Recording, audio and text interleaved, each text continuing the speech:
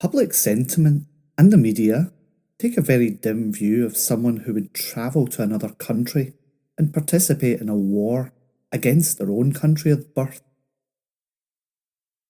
In 2015, 15-year-old Shamima Begum left the UK to join ISIS and participate in a war against the country of her birth. Now living in a refugee camp, her case has courted a mass political and media-led debate when the UK government had her citizenship revoked on security grounds. In post-World War II, an American woman of Japanese descent who had participated against the Allied forces but wanted to return to the USA was put on trial. This is the story of Tokyo Rose.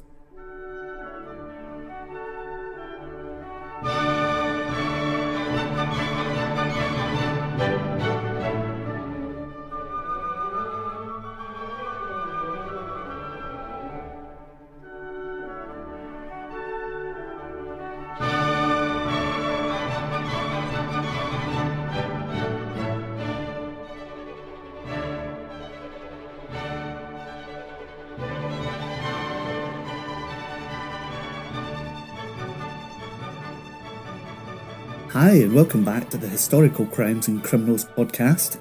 I'm Steve, your host. And about the only good thing I can say about the lockdown is it gives me plenty of time to source and compile these episodes. But in the meantime, everyone stay safe, stay indoors, and we know that we'll all be vaccinated soon and we can get back to normality. Wars have many facets and niche roles. Harold Lasswell was a political scientist and communication theorist. He wrote that patriotism is often not enough to make people hate the enemy, and so propaganda is also necessary. So much so that every war must appear to be a war against a menacing, murderous aggressor. It is towards this end that we see propaganda evolve. In 515 BC, the Behistun inscription detailing the rise of Darius I to the Persian throne is viewed by most historians as an early example of propaganda. But it's with the invention of the printing press in the 15th century do we see a realisation of the importance of mass social media for propaganda. Therefore, propaganda would slowly evolve, and by World War I, we see those famous posters urging you to join the army, and stories like the following. In April 1917, the Times newspaper showed a mass pile of German corpses and claimed that in a factory on the Western Front, the German army was processing its own soldiers' corpses for glycerin for shells. It was a fact that the Germans denied, but it certainly portrayed the Germans as monsters in the eyes of the British public. By World War II, propaganda could be seen everywhere, and especially in the new medium of film and radio.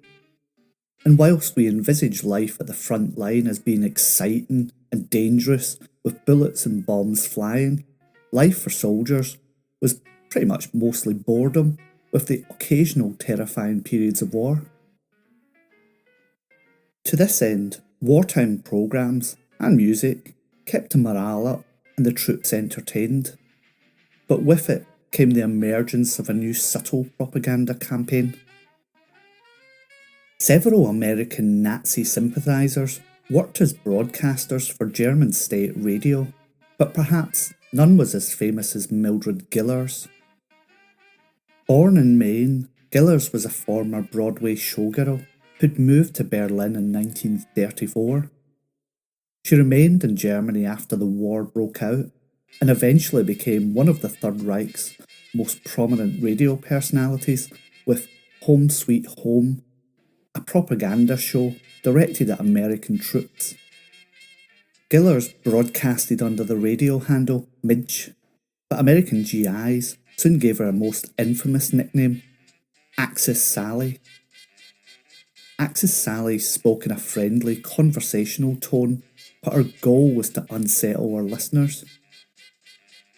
One of her favourite tactics was to mention the soldiers' wives and girlfriends, and then muse about whether the woman would remain faithful, especially if you boys get all mutilated and do not return in one piece. Giller's radio shows rarely had their desired effect. Many GIs only listened because they found them funny, but she was still considered a traitor by the US government. And when the war ended, the voice of Axis Sally was arrested and spent 12 years behind bars. British troops and the population were also targeted.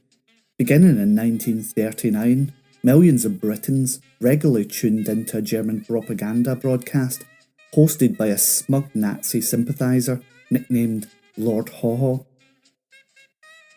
Several men were identified with the name, but it was most famously associated with William Joyce, an American-born fascist who had spent most of his life in the United Kingdom. Joyce was an outspoken acolyte of Adolf Hitler who had fled to Berlin at the beginning of the war. He soon joined the state broadcasting system, where he found an outlet for his particularly fiery brand of rhetoric. Speaking in a clipped, cosmopolitan British accent, Joyce's Lord Haw-Haw dished out taunts and pro-Hitler rants intended to break the spirit of his beleaguered listeners. And in between chastising Jews and the British government, he would gleefully report on the most recent casualties of Blitz, often warning his audience to expect further punishment from the German Luftwaffe. Joyce's influence waned in the later years of the war, and he was captured eventually near Flensburg, Germany, in 1945, after occupying British troops recognised his famous voice. Found guilty of aiding the enemy, Joyce was executed by hanging at Wandsworth Prison in January 1946.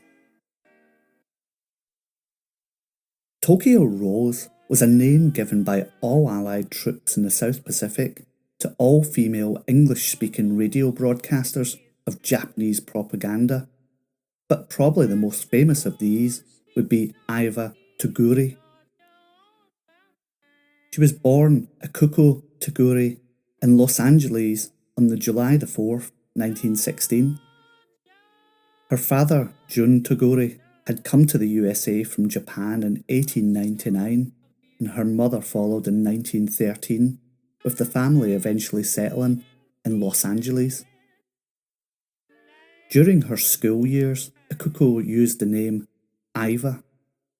She attended grammar schools in Calexico and San Diego before returning to her family in Los Angeles to finish grammar school, and she went on to high school and junior college.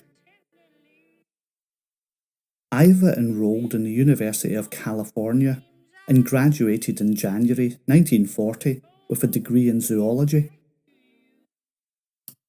During her school years, Toguri was a popular student and was considered a loyal American. Her favourite pastimes included sports, hiking, and swing music. From June 1940 until July 1941, Iva assisted her father in his mercantile shop. On the 5th of July 1941, Iva sailed for Japan from San Pedro, California, without a US passport.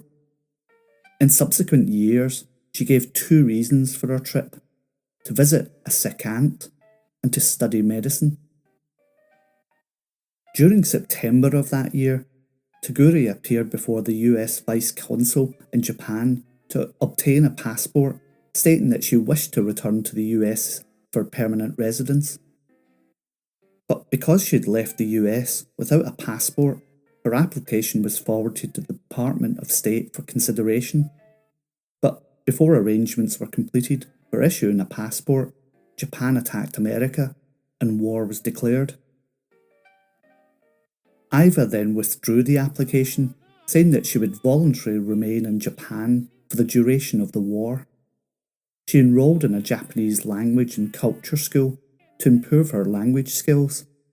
and from mid-1942 until late 1943 she worked as a typist at Domai News Agency. In August 1943 she obtained a second job as a typist for Radio Tokyo. In November 1943, Toguri was asked to become a broadcaster on the 0 Hour programme. The programme was part of a Japanese psychological warfare campaign designed to lower the morale of US armed forces. 0 Hour was broadcast every day except Sunday from 6 p.m. until 7:15 p.m. Tokyo time. Toguri participated in most weekday broadcasts, but other women handled weekend duties. Toguri was introduced in the programme as Orphan Annie. Toguri's average time on each programme was around 20 minutes, during which she made propaganda statements and introduced popular records of the day, such as Speak to Me of Love and In a Little Gypsy Tea Room. The remainder of the programme was chiefly devoted to news items from America and general news commentaries by other members of the broadcasting staff. Here is a recording of Tokyo Rose.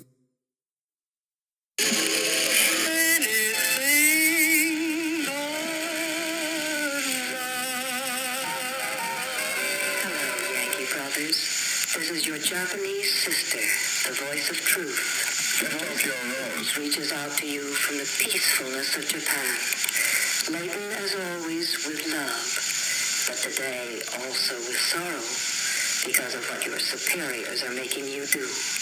This morning they are forcing you to attempt the impossible. Is that Tokyo Rose? Brothers? Yeah, I guess so. The impossible. And no accent. For it is impossible for you to dislodge our forces on Iwo Jima. Iwo Jima?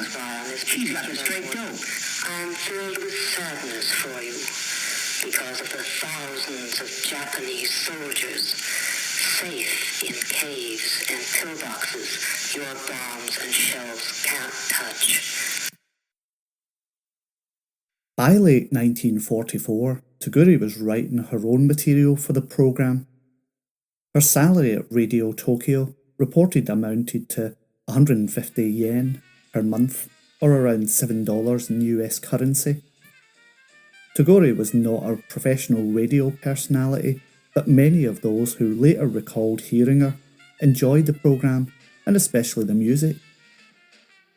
As far as propaganda value, army analysts suggested that the programme had no negative effect on troop morale, and that might have even raised it a bit.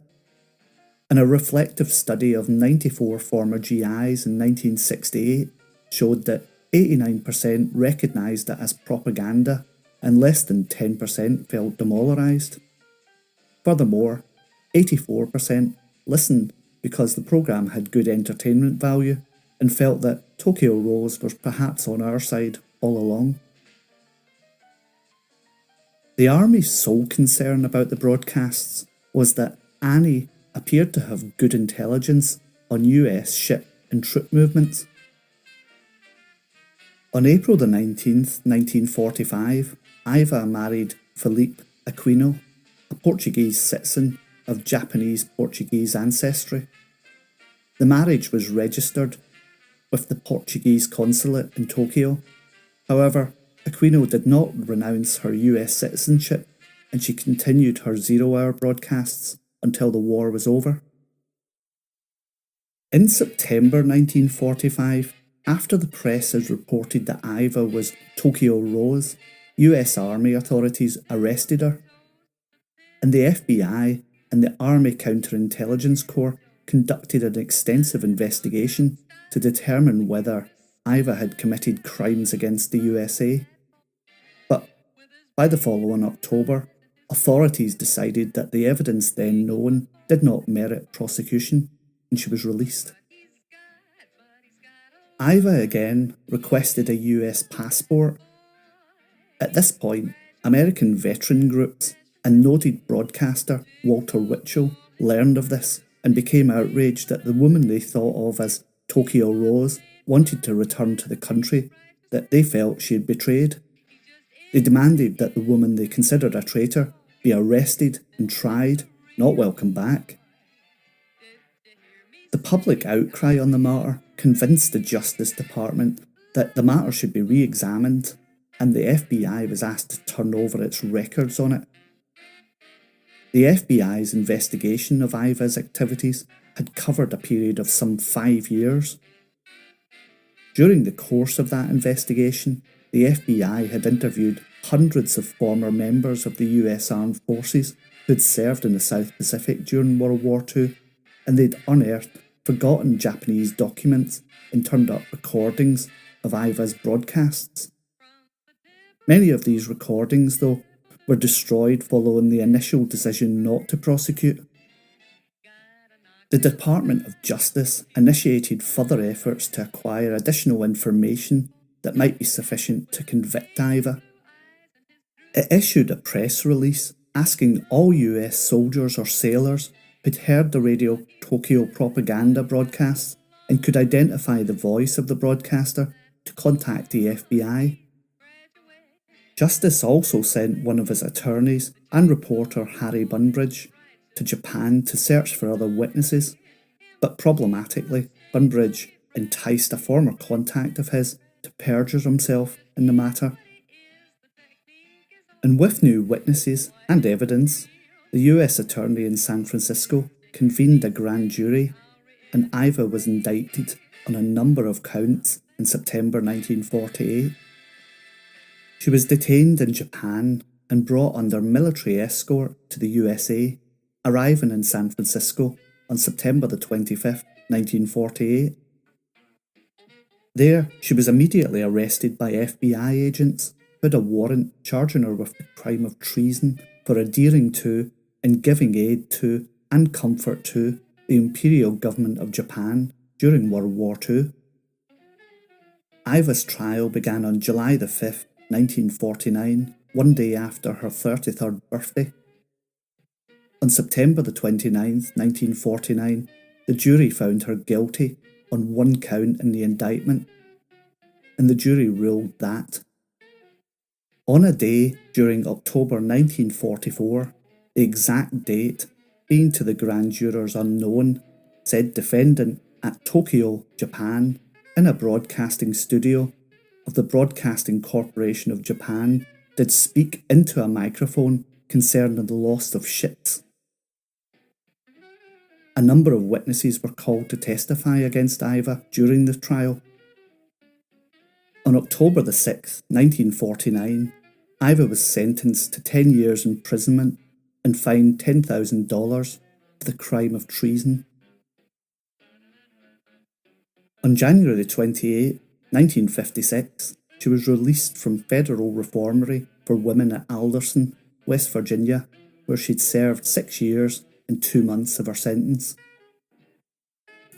She had successfully fought government efforts to deport her, and she returned to Chicago, where she worked in her father's shop until his death. However, the story continued to rumble on during the following decades, and following investigative journalism by the Chicago Tribune, it was found that 2 witnesses who had given the most damning testimony at Iva's trial had perjured themselves.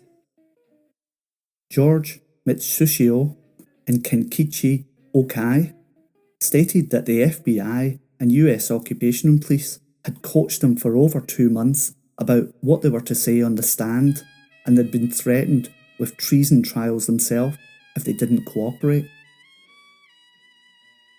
These revelations led to President Gerald Ford pardoning Iva on January 19th, 1977. Iva would live to 90 years old, and she died in 2006. She's buried in Montrose Cemetery in Chicago. After the war, Walter Kaner, a radio personality for the American Army occupational troops in Japan after the World War II, started presenting using the name Tokyo Rose.